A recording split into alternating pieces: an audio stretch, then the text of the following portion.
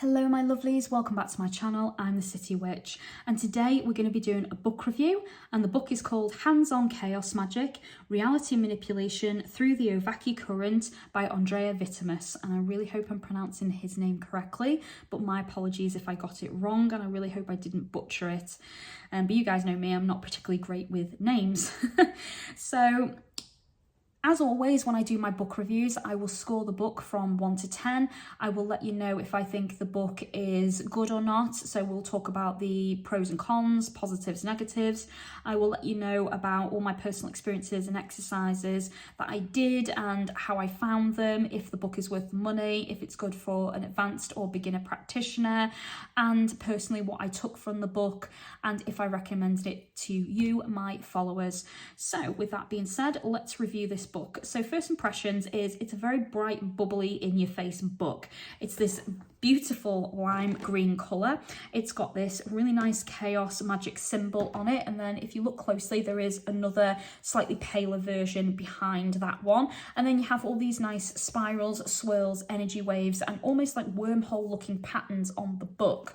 So it's definitely a very interesting wow factor front cover, which I didn't personally mind, but I know other people said it was too in your face. It doesn't feel very witchy. It feels very modern and just too bright, but I kind of like it because when I put it on my bookshelf it definitely stands out above all the others, because most books I have are browns, blacks, purples, you know, they're kind of dark colours. So this is a very nice pop of colour on the bookshelf, shall we say.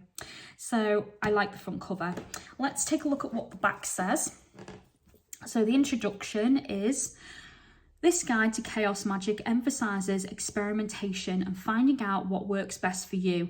Andrea Vitimus presents a revolutionary hands-on course of study for the average Jane or Joe. Vitimus banishes the severe tone of other esoteric orders, offering an accessible and practical approach that makes it easier to perform successful chaos magic that is uniquely your own. Andrea Vitimus has been a practicing magician for over 15 years in multiple systems. He has taught metaphysical classes at Alchemy Arts in Chicago and at conventions which include Aeon, Ancient Ways, Real Witches Ball, Convocation and Sirius Rising. So I haven't had the pleasure of going to any of those events with living here in the UK, but they do sound awesome. He certainly sounds like a very knowledgeable person with 15 years experience, and I will say that that comes across very clearly in his book as well with his writing technique. So I'm going to start by going through the chapters and telling you about some of the experiences and some of the things that he did with those chapters. So this book was written in 2020. And the book contains in total 35 chapters, which has 110 different exercises in it. So you heard me right, guys, 35 chapters and 110 exercises. So that, I'm pretty sure, beats Matt Oren's Psychic Witch book, and I think this book was written before that as well. So this book took me around 13 months to complete, which is a very, very long time. But the reason for that is because knowing it had so many exercises in it, I wanted to take my time between each chapter, performing each exercise a couple of times. I wanted to let myself digest and absorb the information that was within this book and take my time to thoroughly understand it. And if there was anything I didn't understand or that I felt I needed more practice, more training on, I paused at that point and focused upon that chapter, that exercise and that technique, giving myself time to properly master it before moving on. So 13 months in total.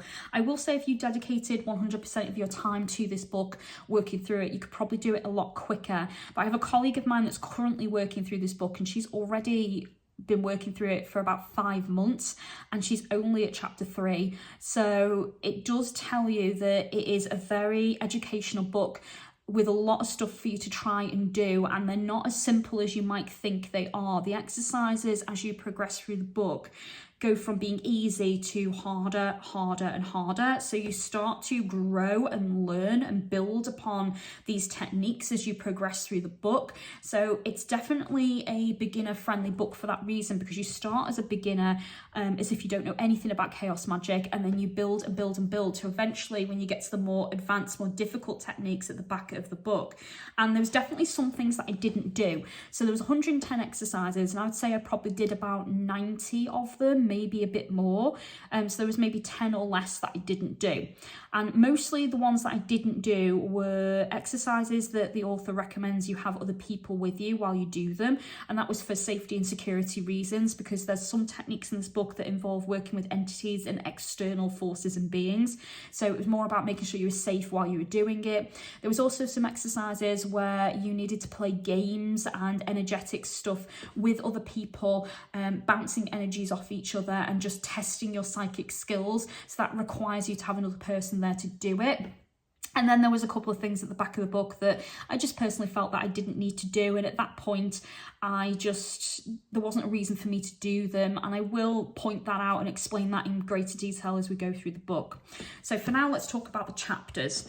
So chapter 1 is disclaimer, warnings, definitions, and other oddities of writing. So that's probably the most smallest chapter in this book. He basically just covers himself by talking about a few things, recommending that you put your safety and security first as you work through this book, talking about the definitions and the odd language he uses in the book, and giving you some examples of that as well. So it's kind of a nice introduction to the book that helps you understand it a little bit.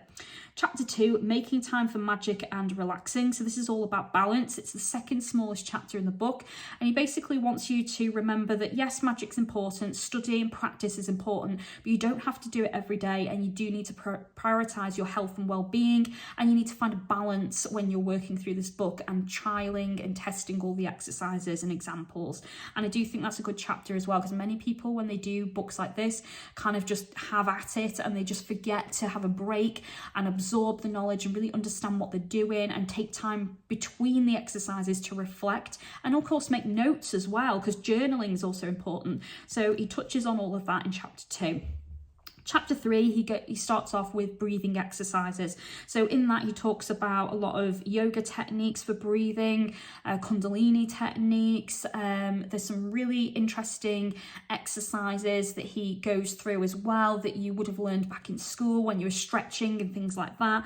And again, all of that is used in witchcraft in general and isn't strictly chaos magic, but it's vital and it does have its place in this book, and he does talk you through where and when to use those techniques again and again as you progress throughout the book. So they are relevant exercises. So I do encourage you to do that, even though it could be quite boring for an advanced practitioner. The techniques there are used later on in the book. Chapter 4, body positioning. This is all about being flexible with your body, learning to kind of go with the flow, using motion and movement in your craft and practice, and how doing certain techniques or letting, the magic and the energy flow through you and you move with it naturally, how that can be powerful, because gesture is important in magic. So you're learning how to breathe and use breathing techniques. You're learning how to move and flow with the energy. So all of that is about you kind of living inside your own skin and really utilizing your body in your practice. Then chapter 5, enhancing your sensory perception. We start to work with our psychic skills here. So he goes over the basic psychic techniques and helps you identify your strengths and weaknesses as a psychic. Then chapter 6, using cognitive science and NLP in our magic. So further layering on from the psychic stuff we were talking about in chapter 5. Chapter 7, looking at ourselves. So this is introspection, reflection work, and kind of taking a deep dive into us and our magic and what kind of drives us to learn magical practices. Chapter 8, conditioning success. So here, this is about breaking old vibes and techniques and things that might hold you back. So, when you're in that attitude of wise me and you're kind of in this cycle of negativity, he teaches you how to break out of that, how to change that negative cycle into a positive cycle of conditioning success in your life. focusing on your future. Here he talks a lot about the law of attraction, the universal laws, manifestation and visualization, and gives you lots of practical things you can implement on a day-to-day basis that will help you slowly start to deprogram yourself and reprogram you with all of these energies of success. So that was also very, very good. And I'm using the terms programming and deprogramming because they're the terms he used, and they're definitely relevant terms and make perfect sense for what he talks about in that chapter. Chapter 9, energy manipulation level 1. So here we touched on things like energy balls, working with your aura, all the basics of energy work. And actually for me, a lot more witchcraft books should include energy work, which they just simply don't. But if they did, way more practitioners out there would know how to access and work with their own energy, because most people don't even know how to access their energy. They don't know how to feel their own energy, how to recognize other people's energy, how to read auras and things like that. And they're old techniques, but they help you learn how to control yourself. Once you master yourself and your own energy, you can then hope to master and manipulate the external forces around you. You should not be skipping that part and going straight into manipulating the world around you and trying to create change, because it's not going to happen, because you don't know how to access and work with your own power and energy first. So self-mastery is important, and he starts to touch on that there with energy manipulation. Then we go into chapter 10, creating your own banishing and banishing examples from Aljaya's Grimoire. This was probably by far one of my most favourite chapters in this book. In that chapter, he gives some fantastic examples of banishing that are really creative and inspiring and definitely really fun to do. So I enjoyed all of the exercises in that chapter, and like I said, it was definitely one of my favourites. So in that chapter for banishing, he uses a lot of pop culture references. So if you're a little bit nerdy, you like anime, you know, stuff like Star Wars and Harry Potter and stuff like that, he actually talks you through some really interesting examples of banishing techniques that some of his own students created by using pop culture. So one student he mentions uses the Patronus from Harry Potter to banish negative energies in a space. I tried that myself and it was fantastic and it absolutely worked. There was another person that used the lightsaber from Star Wars and swung it around, dancing around the room to banish and break connections and cords in the space to remove all that toxic energy, you know, vaporizing it as they swung the lightsaber around. Also very cool. I didn't personally try that one, but I did like it in the concept. But my absolute favorite, I have to say, was the technique that he designed that came from Dragon Ball Z. So any Dragon Ball Z fans out there that know about the Kamehameha with the energy ball, so in that, he basically has you focus all of your banishing energy, what you want to banish and remove, into an energy ball, which you will have learned how to do the energy ball from energy manipulation level 1. So you take that technique, you focus that energy ball into being about banishing and removing external energies. You basically build up the energy. You can even do the scream if you want that comes from the anime. I know I did. And then you basically slam it into the ground. And as it bursts all that energy around you, it vaporizes all negative energy in the space and banishes it. And it was fantastic, and I definitely had a very empowering moment when I did that. So that was a really fun, creative chapter to work through, and I definitely think even an advanced practitioner would enjoy it. Chapter 11, why is trance needed in magic? Trance work is really fun to do as well. He gives lots of exercises in that chapter for trying it and utilising its techniques. So trance work can help you with visualisation, meditation, mudras, manifestation. There's a lot in trance work that can help you in your craft. So even though that chapter might not be for everyone, it certainly will help you build upon your skills, especially as a psychic.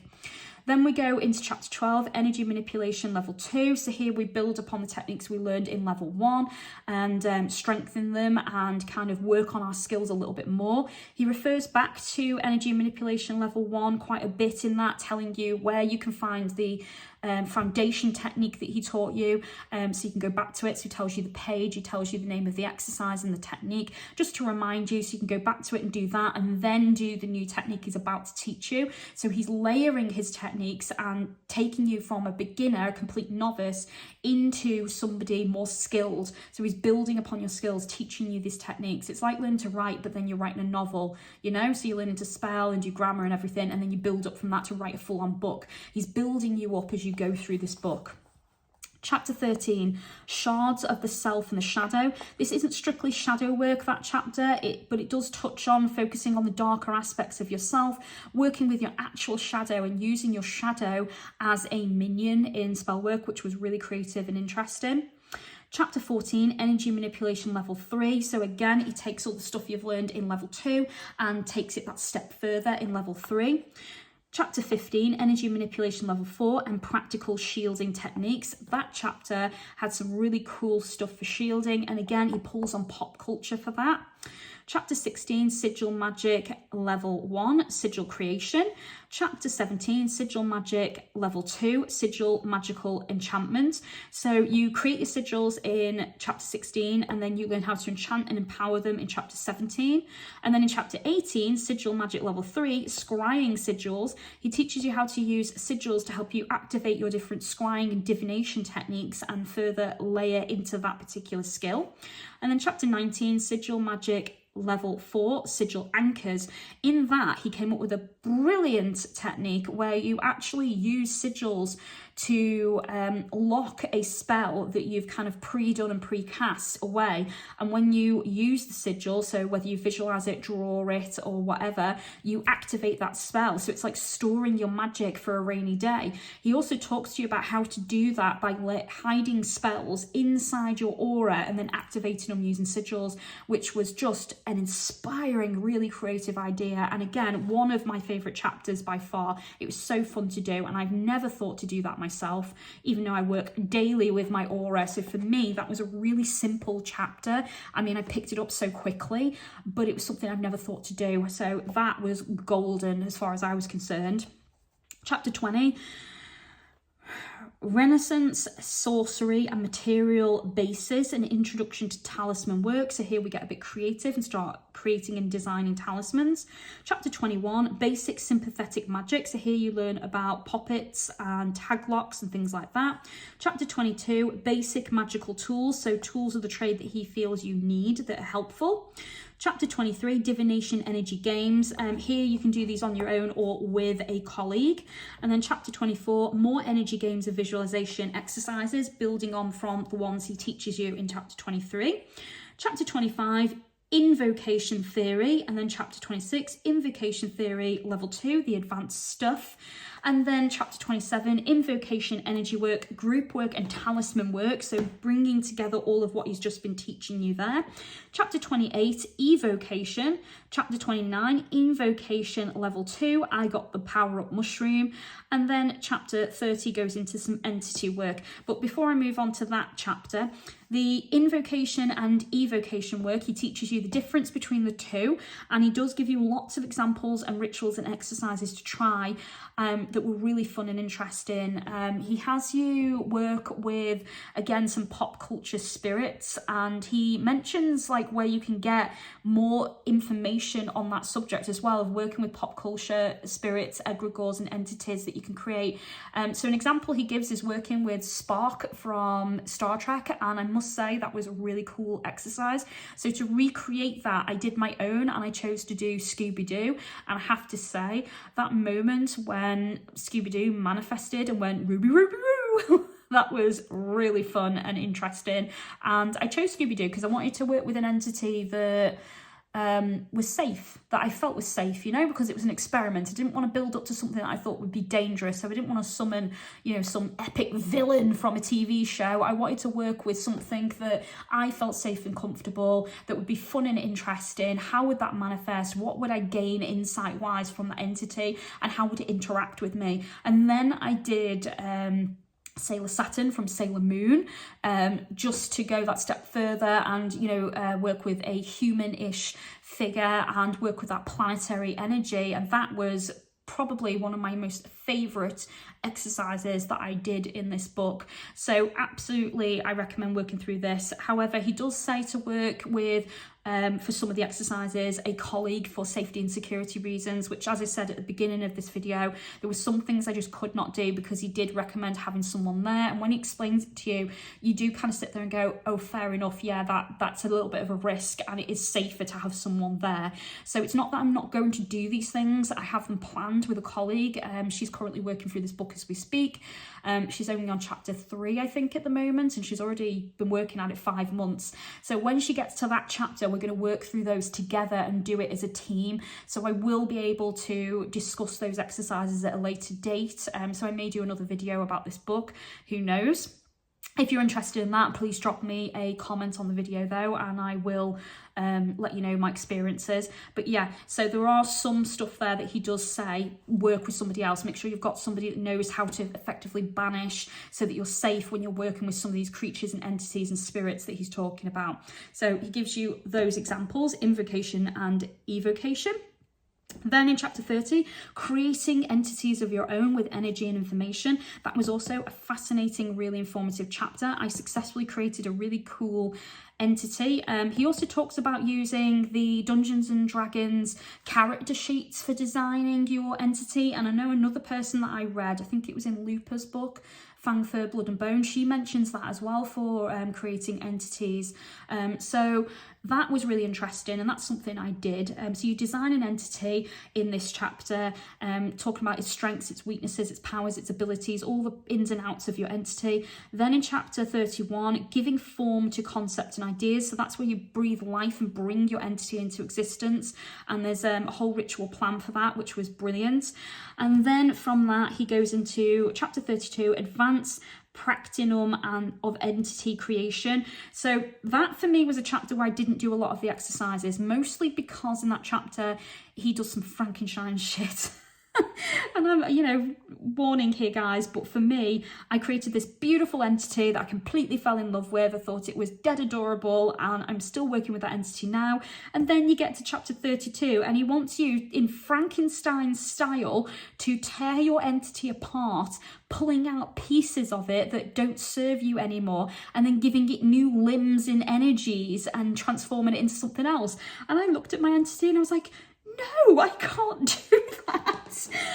So I didn't do the exercises from that because it freaked me out, and I was just like, I'm not doing that. I don't feel the need to do that to my entity. If there's an entity down the line that I want to decommission, that I don't feel has done its job, or say it's finished its job and it's going to die anyway, because most of the time with entities you give them a time frame, guys. So once they're done, they kind of go to sleep and then naturally die off, not unless it's an everlasting entity, which again, he talks you through all of that here.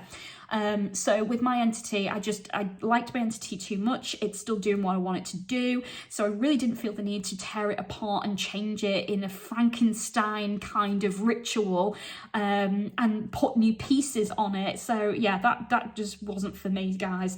But that is the advanced stuff he talks about there in chapter 32. Then in 33, beginning astral work. Now, astral magic is actually quite, I think, basic beginner magic, but not a lot of witches know how to do it. So he talks you through that in some really good techniques and interesting ways. I myself do astral projection work. It's great for when you want to travel over the hedge and visit other entities and other planes of existence. So I do recommend it. It's also really good for building into dream walking as well, which is a completely separate technique, but he does mention that in that chapter. And then he goes into chapter 34, art and the stories we tell. So this is about building your energy, your persona, your power base, you know. And then 35, cycles of moving. So this is kind of like your closing chapter where he brings everything together and talks to you about your journey through the book, and then gives lots and lots of personal information throughout. And then if I just flip this page, here is some of the exercises. So I'm going to like list off a couple of them just so you've got an idea. So let's see, standing in the shower. So that's an exercise where he has you visualize cleansing your body using the shower and the water and the technique you're using. Basically pulling all that crap off you and washing it down the shower. Controlling breathing, hermetic style breathing exercises, sitting still, standing still, kneeling, lying still. So these are all kind of the movement and the body exercises he had you do. There was also random dance to discover new body positions. That was really fun. You look silly doing them, but it was great. Then here we did sight exercise, and then there's sound, smell, touch, taste, and then that leads into doing some mantras. A lot of that he has you do it over the course of a couple of weeks. So again, that slows you down if you're doing this book properly. Then let's see, we've got dice games, we've got I can exercise. So this is the empowerment where he's decommissioning you from thinking, you know, in a negative way and having you programmed more for success. What else? Energy ball game, you know, that is not his technique. I've seen that multiple times in far older books. Not that he claims it to be, but he kind of puts his own spin on it, which then to him, I think, makes it his own. Then what else do we have? We have burn in the garbage, I am, memory trance exercise, seething, the ball game. What else have we got? Hover ball game, puppy ball game, moon ball game, mood alteration. That was an exercise you do with your friends, like I said, using tag locks, sigil exercises, instant magic games, picture magic games, blood, spittle and sexual fluid games, partner exercises, auric intent manipulation or glamour, so using glamour in your aura. I could just go on, guys, you know, there's just tons of them, and as you can see, 110 exercises, so there is a lot to work through. So pros and cons of this book. So the positives for me are as follows. This I found to be a truly fantastic book for a beginner. A beginner would definitely enjoy this book hands down because it's so beginner friendly when you first start it. The book covers a wide variety of chaos magic subjects and helps lead you into the exercises in a really gentle, fun-loving way. The book starts off with simple, easy exercises that gradually build and get more difficult as you progress through the book, which is why I said it's excellent for a beginner and an advanced practitioner. There are definitely some things I think an advanced practitioner might skip over at the beginning of the book, but I do think as you progress to the more difficult things, there will be things that even an advanced practitioner will discover that is new and interesting, because I know I certainly did. The vast majority of the exercises can be done alone. However, as previously mentioned, there are some that he recommends doing in a group or with a coven or a colleague. Mostly this was for safety and security reasons and to encourage you to work in a team and to figure out how you magically work with others as well. So there's a lot of reasons for that, but you don't have to do those techniques and you can skip over them. And even when I read through them, you could technically do them on your own, but I think for safety reasons, I would personally advise the same as the author that you do them with someone else just for your own safety. The author includes plenty of personal experiences throughout the book, which is just fantastic and a nice touch. Some of those exercises and experiences and examples he gives led to the creation of the very exercises that are in here, which come from his personal Book of Shadows or grimoire. The stories included were really nice and really enjoyable to read. The book is structured almost like a textbook, with one exercise leading into another, helping you to build your knowledge and skill as you progress through the book. The author writes beautifully, and I found the book to be both educational and thoroughly enjoyable. Now for the negatives. One of the biggest negatives for me was not everything in this book is strictly chaos magic, although he presented it to be that way. Many of the easier exercises in this book are actually about energy work, control and understanding your own abilities, and psychic work, which isn't really chaos magic, but I can see why he included them in the book because they do lead into things that are later definitely chaos magic related subjects. Some exercises are well known, such as the energy ball, and you will notice that the author gives you lots of examples as you go through the book of where he got this idea from, or where the technique originated, or talks a little bit historically about that technique and then gives you his own version of it. So while he's not claiming that technique is his, I also felt like there was some times where that should have been made clearer, you know, so there was no plagiarism or, you know, stealing going on. However, the author gives you lots and lots of book recommendations, lots of references throughout this book. So each time he quotes somebody, he gave you the author and the book he quoted it from and a little bit about the book. And there was definitely some information in this book that led me to other books that I'm going to read that I have purchased, especially a pop culture magic book where he got that information about working with, you know, characters from movies and TV shows and anime and cartoons. That really inspired me and I really enjoyed that section, so I know I'm going to enjoy pop culture magic. So I'm going to lead from that, well, from this book into that. The other thing about this book that I found to be a negative was the book would have benefited greatly from some pictures, diagrams and examples. This is more to help the people that like to visually learn. So if you're a visual learner, this book, you know, if I just give it a quick flip through, quite literally is just packed full of words. There is no pictures, there's no diagrams, there's no charts, there's no examples at all. There's just the author's description, and sometimes I found the description or the steps that he gave for certain techniques to be a little bit difficult or not as clear as they could be. So that's where having a picture or a diagram would have come in handy. So they're literally the only two negatives, guys. You know, the fact that not everything in the book is strictly chaos magic, and it could have done with a few pictures, diagrams and examples, and the author could have been a tiny bit clearer on some of the exercises.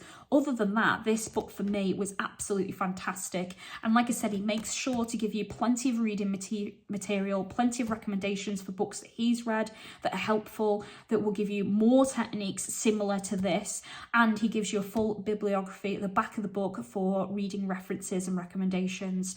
So for me, this book is easily a 9 out of 10, one of the most fantastic books I've read in a long time. Thoroughly enjoyed every exercise in it that I did, and there's definitely some stuff in it that I know I'm going to use time and time again. Would I recommend it for a beginner? Absolutely. Is it good for an advanced practitioner? Absolutely. Is it worth the money? Every penny, guys. I thoroughly 100% endorse and recommend this book. So go ahead and add it to your collection if chaos magic is your cup of tea, or if it's something you want to learn for yourself. So with that being said, guys, thank you so much for listening to my video and my review. If you did enjoy it, please remember to give me a thumbs up and click the bell so YouTube will tell you when my next video comes out. If you'd like to offer like, love and support to my channel, you can do that through my Amazon wishlist or my PayPal link. Both are provided.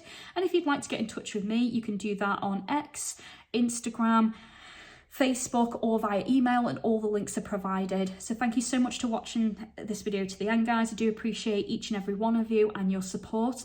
As always, take care of yourselves and I'll speak to you soon. Blessed be.